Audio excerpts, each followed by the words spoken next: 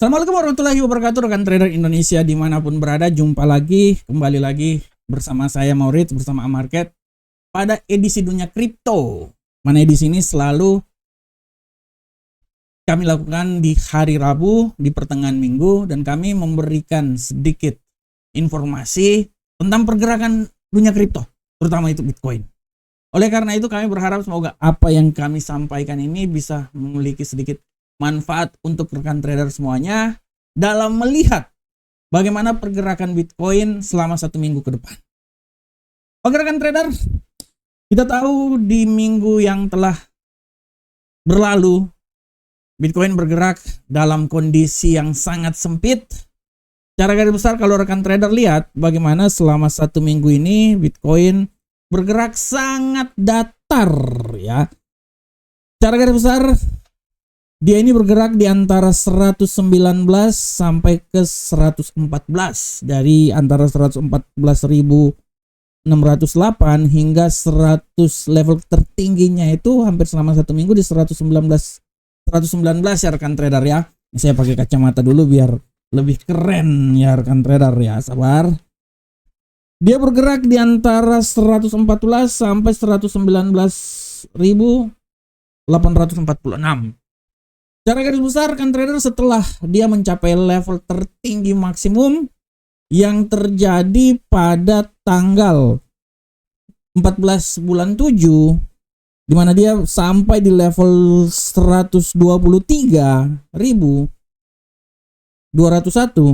Tapi perlahan namun pasti dia sekarang bergerak dalam posisi yang sangat datar. Kita tahu banyak faktor yang membuat hal tersebut, dan bagaimanakah pergerakan yang akan terjadi selama 1 minggu ke depan. Nah, kita akan bahas bersama-sama rekan trader. Secara garis besar kalau rekan trader lihat, pergerakan yang terjadi pada Bitcoin ini bisa melandasi apa yang akan terjadi pada minggu depan, karena secara garis besar pun juga secara teknikal Bitcoin ini masih punya peluang yang sangat besar untuk naik ke posisi yang lebih tinggi lagi. Secara garis besar tendensi bullish masih terus melingkupi arah pergerakan Bitcoin, dan kita lihat juga bahwa Bitcoin ini masih tetap punya peluang yang sangat besar, karena kalau kita lihat data dari ETF ini masuk daily node inflow-nya itu sangat tinggi rekan trader. Kalau kita lihat ya, ini saya coba balik ke sini. Nah, rekan trader. Nah, sabar. Nah, rekan trader bisa lihat bagaimana pergerakan yang terjadi pada Bitcoin selama 1 minggu ini dengan bagaimana kumulatif inflow-nya itu sangat luar biasa rekan trader selama hampir 1 minggu. Di sini kita bisa lihat rekan trader pergerakannya sampai tanggal 29 kemarin dia berada di sekitaran 79,98 miliar US dollar. Ya, selain tanggal 23, 21, 22, 21, 22, 23 di mana dia berada sekitaran minus 131, tapi setelah itu dia berada dalam lingkungan yang sangat besar, sehingga dari sini kita bisa melihat bahwa prospek yang terjadi pada Bitcoin masih sangat kuat dan bisa memberikan arah bahwa Bitcoin masih punya peluang untuk naik ke posisi yang lebih tinggi lagi. Akan tetapi rekan trader, bagaimanakah pergerakan Bitcoin selama 1 minggu ke depan?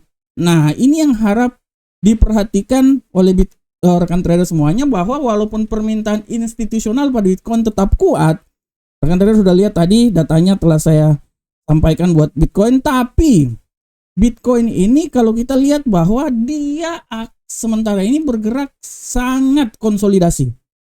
Dan apa yang terjadi pada Bitcoin ini juga tidak bisa dilepas dari bagaimana kesepakatan perdagangan yang terjadi antara Amerika dan Eropa. Rekan trader tahu bahwa kesepakatan perdagangan antara Amerika dan Eropa di mana dia berada di sekitaran 15%. Ya, tarif yang dilakukan oleh Donald Trump berada sekitar 15%. Ini juga yang merupakan salah satu faktor di mana Bitcoin ini masih terus berada dalam konsolidasi. Pada prinsipnya, Bitcoin akan menunggu hingga tanggal 1 nanti setelah tarif benar-benar ditentukan. Jadi selama hampir 1 bulan ini tarif pengaruh dari tarif ini membuat Bitcoin bergerak sangat-sangat sempit, dan pergerakan itu akan sangat kita lihat nanti setelah tarif itu ditentukan. Setelah tarif ditentukan pada tanggal 1 disahkan, disitulah kita akan melihat bagaimana kelanjutan setelah hal tersebut. Akan tetapi yang ingin saya perhatikan juga bahwa ada data-data fundamental yang sangat mempengaruhi Bitcoin dalam 1 minggu ke depan. Kita mulai dari nanti malam rapat pertemuan FOMC yang akan dinyatakan. Nah, bagaimanakah? Apakah masih pemangkasan tingkat suku bunga dilakukan atau malahan masih ditahan?